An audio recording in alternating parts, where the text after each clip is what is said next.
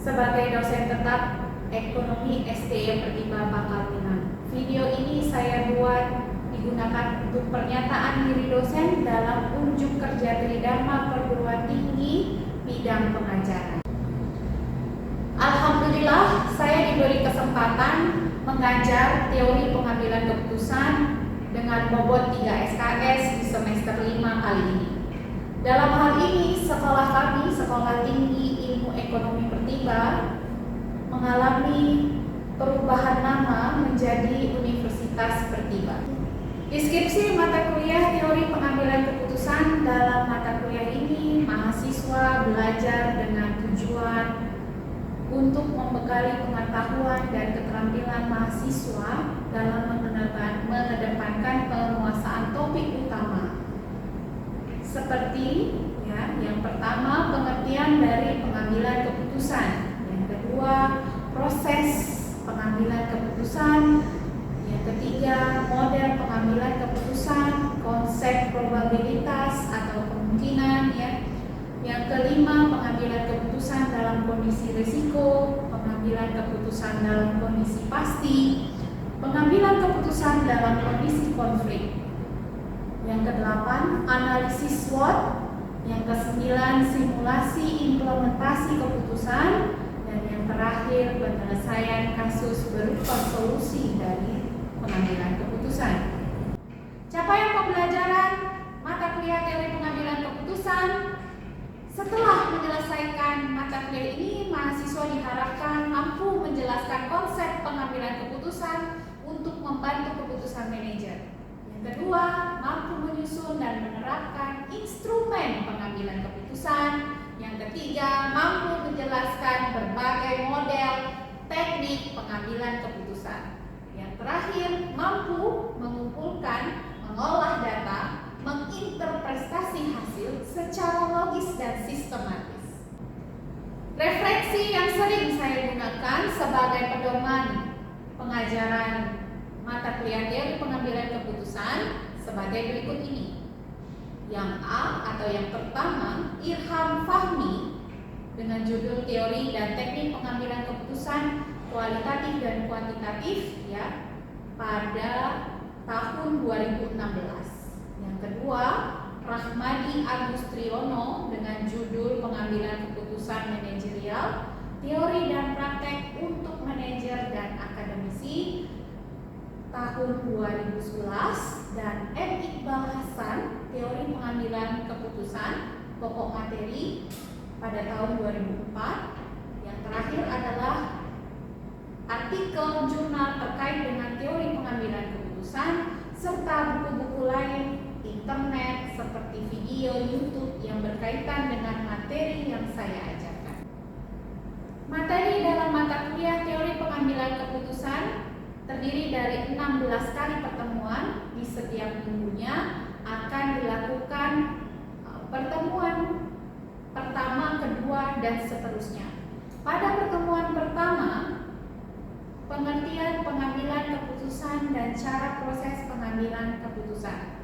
Pada awal perkuliahan, mahasiswa diharapkan memahami pendahuluan atau pendefinisian dari teori pengambilan keputusan dan bagaimana cara proses pengambilan keputusan tersebut. Yang ketiga adalah klasifikasi model pengambilan keputusan. Dalam klasifikasi ini, mahasiswa diharapkan memahami model-model dalam pengambilan keputusan. Contohnya seperti pohon keputusan dalam rekrutmen pegawai di salah satu perusahaan untuk merekrut pegawai. Yang keempat, pengaruh strategi keputusan atau pengertian probabilitas. Dalam hal ini, mahasiswa diharapkan memahami pengaruh dan akibat dalam pengambilan keputusan yang nanti akan mempengaruhi dari sisi positif dan negatif, internal dan eksternal dalam penerapan keputusan tersebut. Yang kelima, distribusi teoritis. Distribusi teoritis menerapkan sebuah teori pengambilan keputusan berdasarkan teoritisnya atau berdasarkan para ahli ekonomi dan para ahli pengambilan keputusan yang bisa mengakibatkan hal-hal yang baik dan hal-hal yang positif dan negatif. Yang keenam, konsep teknik penyelesaian pengambilan keputusan dalam kondisi risiko. Dalam hal ini, mahasiswa diharapkan memberikan solusi dalam penetapan keputusan yang sudah dilakukan dan bagaimana mengantisipasi dari dampak sebuah keputusan. Yang ketujuh, teknik penyelesaian pengambilan keputusan dalam kondisi tidak pasti. Dalam hal ini, mahasiswa diharapkan bisa menggunakan teknik-teknik tertentu dalam penyelesaian akibat dari pengambilan keputusan dalam kondisi yang tidak pasti atau tidak stabil. Yang kedelapan, mahasiswa akan melakukan ujian tengah semester. Selanjutnya, untuk minggu ke-9, pokok pembahasan yang akan diketahui oleh mahasiswa adalah tentang pengambilan keputusan dalam kondisi konflik. Dalam hal ini, mahasiswa diajarkan bagaimana memutuskan sebuah keputusan sehingga dapat mengurangi konflik yang berkepanjangan yang berakibat fatal terhadap perusahaan. Yang ke-10, dalam minggu yang ke-10, pengertian analisis Markov dan asumsi analisis. Dalam hal ini, mahasiswa bisa memahami dan menerapkan bagaimana berasumsi dan menganalisis dari setiap keputusan yang diambil dari pihak-pihak top manajemen di perusahaan ataupun dalam organisasi dan instansi. Yang ke-11, keadaan transisi. Keadaan transisi adalah di mana perusahaan A dan perusahaan B mengalami transisi besar-besaran sehingga mereka harus bisa menerapkan sebuah keputusan yang bisa memberikan dampak yang baik di perusahaan, di luar dan di dalam perusahaan, sehingga dapat meningkatkan nilai dari sebuah perusahaan tersebut atau instansi tersebut. Yang ke-12 dan minggu ke-13, biasanya saya melakukan diskusi laporan hasil kerja kelompok yang berupa kasus dan penyelesaian dan melakukan kesimpulan seperti yang saya lakukan di video-video secara online dan secara offline. Biasanya sumbernya berasal dari video YouTube untuk nantinya didiskusikan dan diambil pembelajaran dan kesimpulan. Pada sesi ke-14, implementasi keputusan dan mengidentifikasi kesempatan dan risiko. Pada sesi ke-14, ini merupakan sebuah penerapan dalam sebuah keputusan yang sudah diterapkan di berbagai kasus di pertemuan 12 dan 13. Biasanya untuk mengidentifikasi sebuah kesempatan dan risikonya itu harus bisa dianalisis berdasarkan kasus yang sudah dipelajari di minggu sebelumnya. Pada sesi 15 atau minggu ke-15, simulasi sistem tak terstruktur. Dalam hal ini, mahasiswa diharapkan bisa memahami sistem perusahaan atau di dalam sebuah instansi yang tidak stabil dalam penerapan pengambilan keputusan untuk membantu manajerial. Yang terakhir di sesi ke-16, mahasiswa akan diuji dengan ujian akhir semester.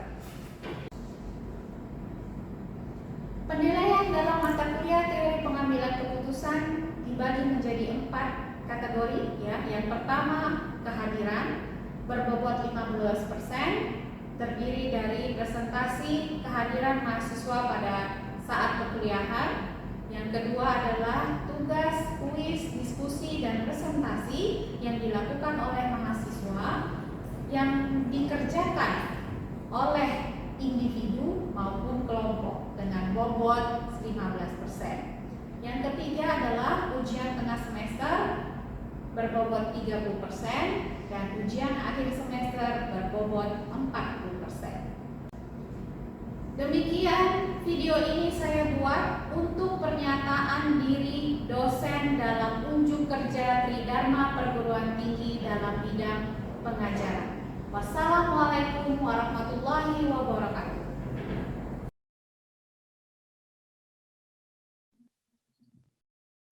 Oke. Assalamualaikum warahmatullahi wabarakatuh.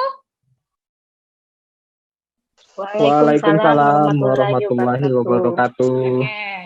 Ketemu lagi di pertemuan kali ini ya. Materi kali ini adalah tentang keputusan strategi. Saya akan share screen. Silahkan kasih tanda jempolnya jika terlihat di layar Anda.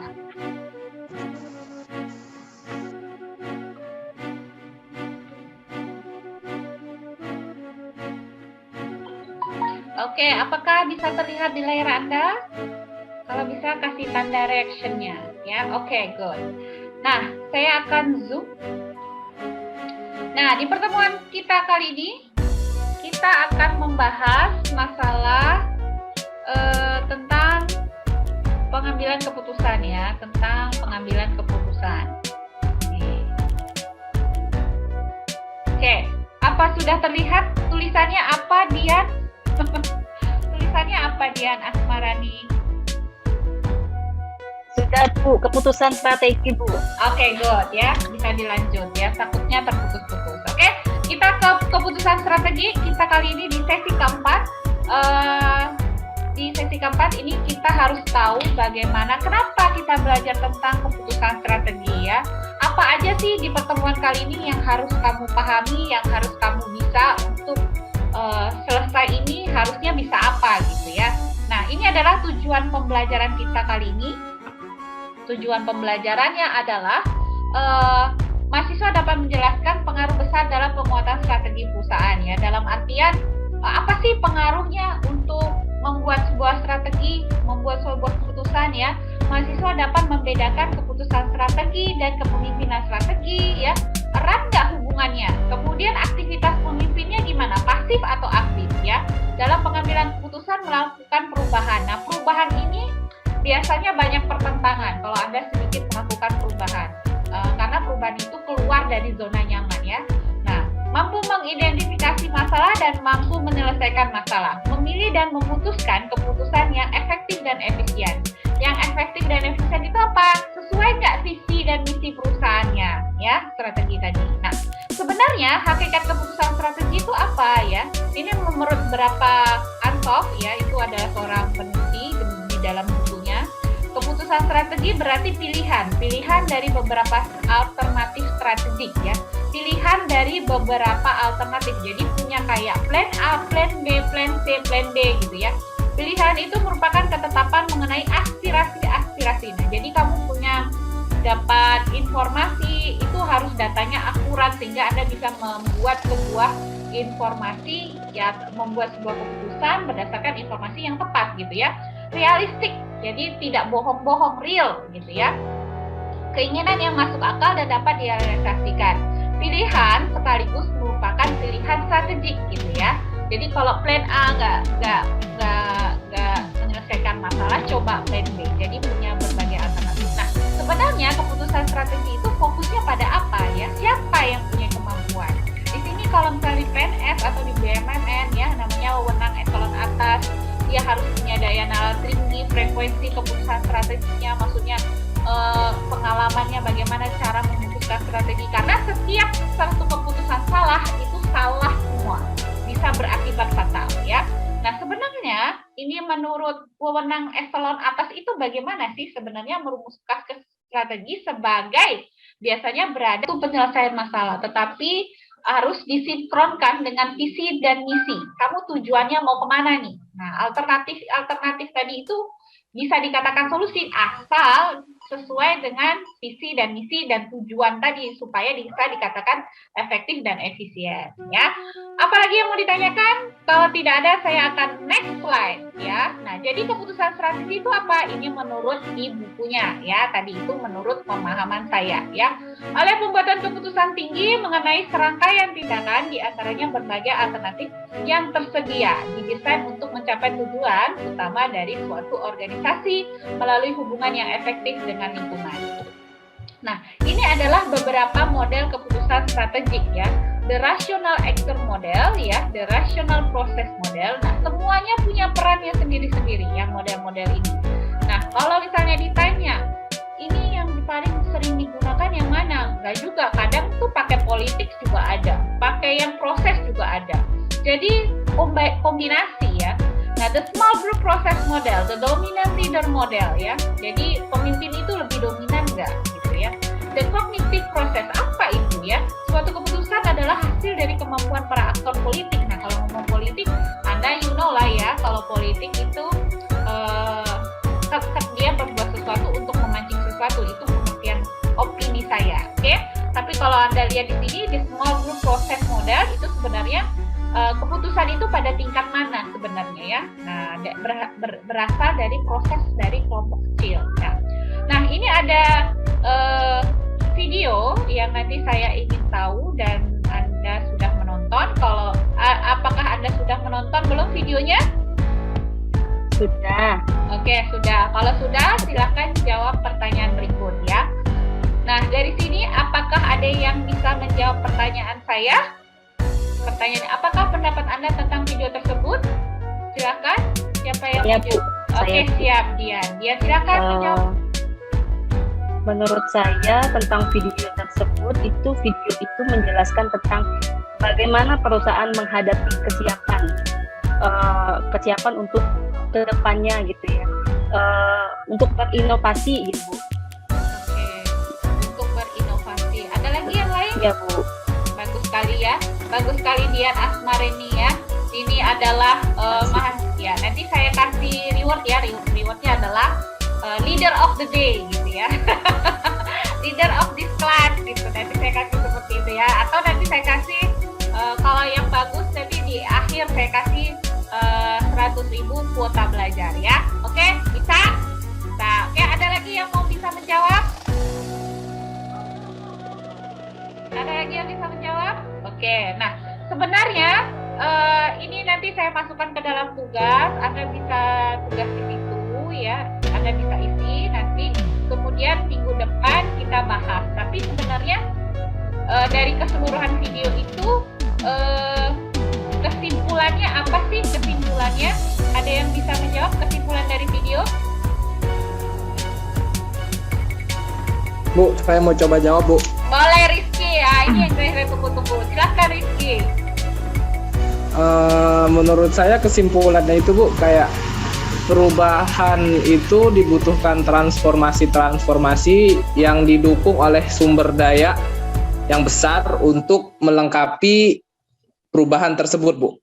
Oke, bagus sekali ya. Jadi kita memerlukan sumber daya yang tepat untuk ya untuk mencapai alternatif tadi ya, untuk mencapai alternatif keputusan strategi yang sesuai dengan efektif dan efisien. Sesuai dengan efektif dan efisien itu apa? Yang namanya visi dan misi. Nanti setelah ini saya akan jelaskan visi misi tapi agak terpisah ya. Nah, ini sebenarnya ini kesimpulan menurut saya ya. Berani dari video tersebut ya. Berarti Anda harus berani berubah keluar dari zona nyaman Anda. Nah, tadi saya bilang adalah kamu pilih menyelam atau tenggelam. Silakan.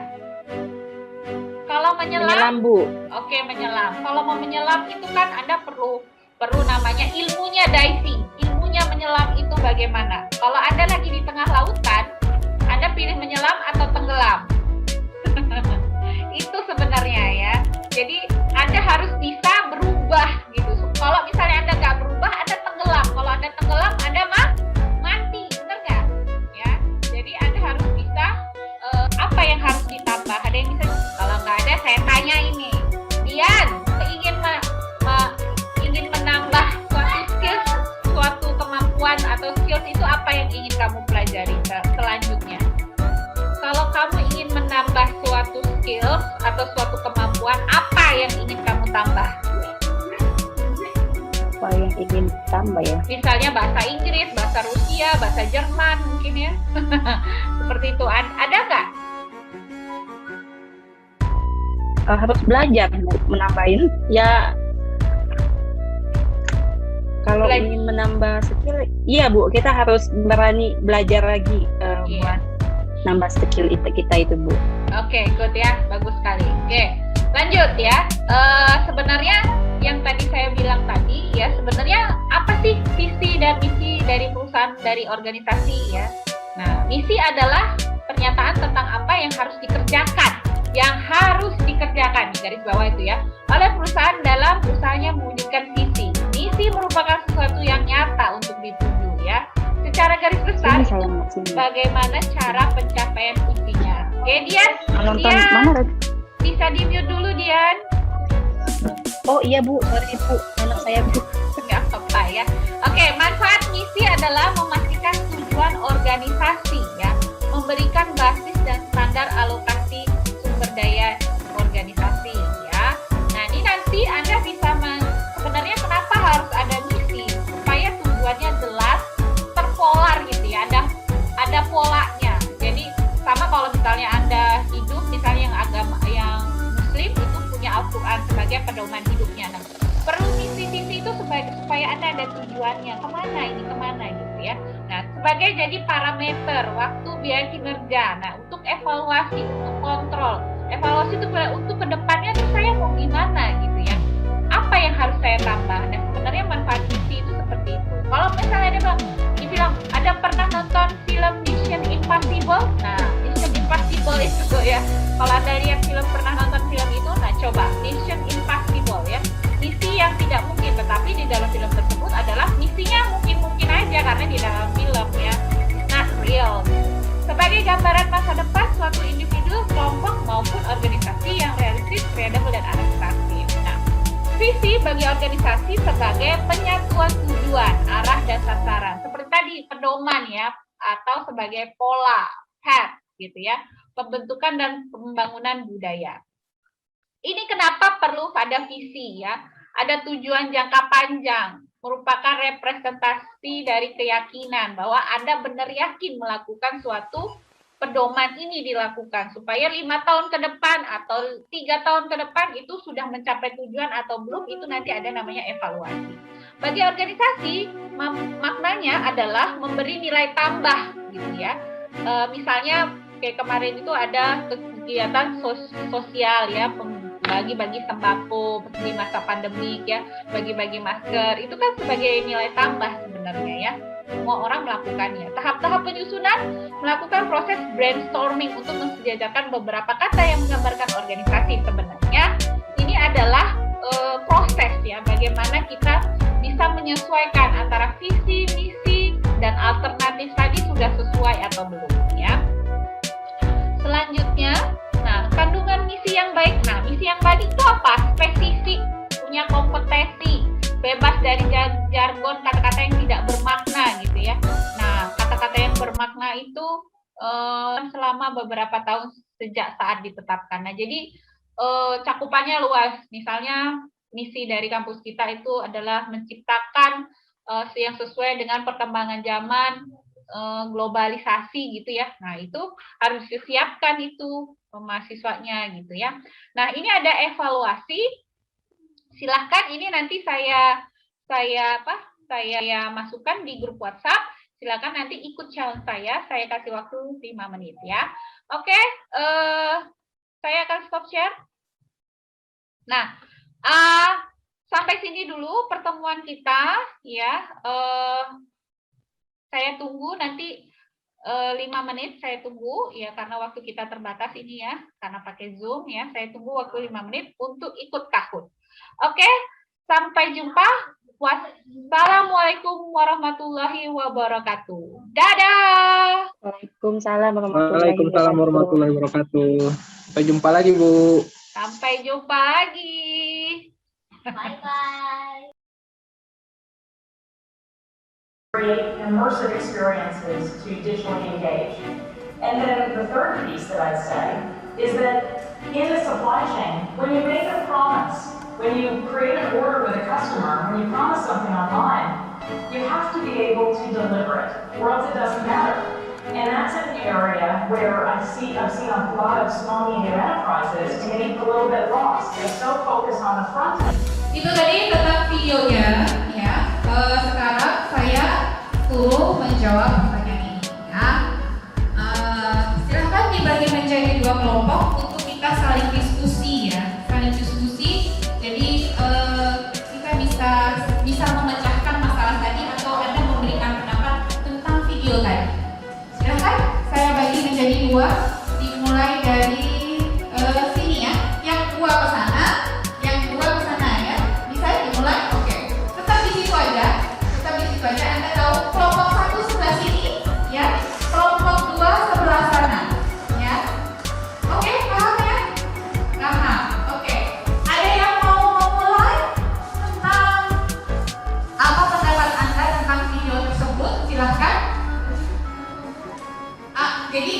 aja, mewakili satu aja kelompok. Kamu kan kelompok 2 ya, saya mewakili kelompok 2 gitu. Nanti ditanggapi sama kelompok 1 ya, kelompok 1 ya, bisa? Bisa. Oke, silakan. Siapa namanya?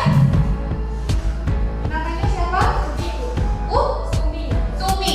Ya, Sumi. Sumi, silakan pertanyaannya. Jawab yang nomor 1 ya. Iya, boleh. Baik teman-teman, saya perwakilan dari kelompok 2. Saya akan menyampaikan pendapat saya tentang video tersebut. Dari video tersebut saya memahami bagaimana sebuah perusahaan menghadapi strategi di masa pandemi. Di masa pandemi yang banyak berubah yaitu pola perilaku manusia.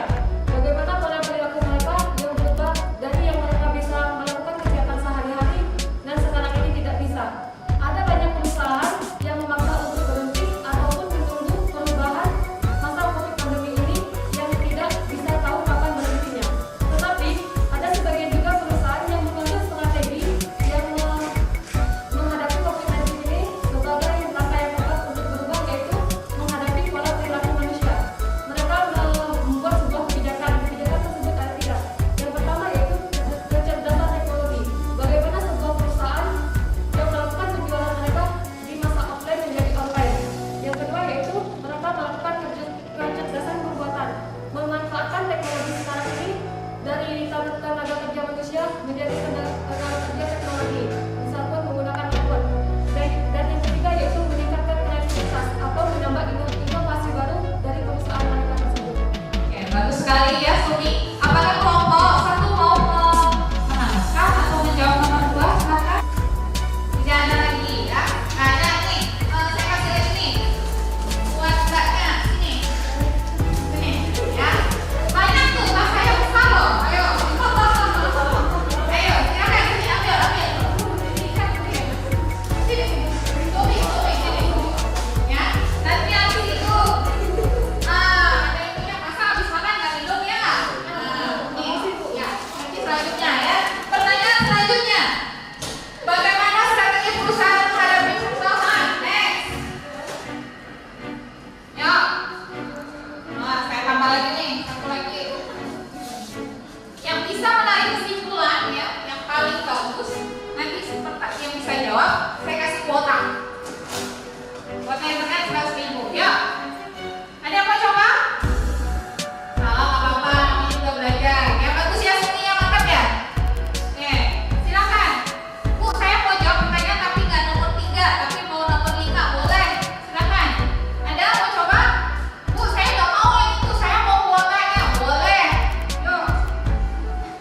Untuk 1, Anda itu senang nggak belajar? Kalau sudah senang, otomatis mau jam berapa aja itu ya. Nah, yang kedua Anda harus bisa termotivasi. Setelah kuliah mau kemana nih? Yuk, mau coba? Yang masnya apakah sudah sesuai dengan visi misi perusahaan? Loh, kamu baca kata-kata, siapa namanya? Gak mau. Kenapa gak mau? Kamu butuh duit. Butuhnya apa? Nilai nanti saya bilangin sama Pak Jufri. Apakah keputusan perusahaan tersebut sudah tepat atau belum? Bisa? Putri bisa? Putri, yuk Putri. Kesimpulan dari video tadi? Pendapat saya Bu, Iya. pendapat saya kesimpulan dari video tersebut itu adalah kita harus berinovasi. Yes, Menurut ada yang perubahan dari melihatkan penduduk-penduduk kita di sekitar apa yang dia inginkan gitu. Pintar. Nah, terus transformasi Yes. dari kebiasaan yang biasanya kan terjadi pas COVID, kita lebih banyak aktivitas kayak gitu. Nah, tapi pas adanya COVID, kita harus transformasi perubahan diri kita bahwa kita harus menghadapi COVID ini kayak gini, kayak gitu. Nah, kita harus memainkan internet yang Oke. diutamakan itu Gojek. Jadi ketika UMKM banyak di luar sana yang butuh. Nah, banyak sekali. Nah, itu harus ada terjadi yang nama transformasi, yaitu adalah menggunakan internet, menggunakan Gojek ataupun situs-situs online yang lain. Nah, itu pendapat saya Bu. Kayak gitu. Itu adalah inovasi, membuatkan sebuah perubahan yang baru dan transformasi dari yang kemarin sebelum terjadi COVID dan sekarang yang terjadi COVID itu adalah menggunakan fasilitas-fasilitas yang lebih memadai. Terima Oke, kasih. bagus sekali ya. Kasih tepuk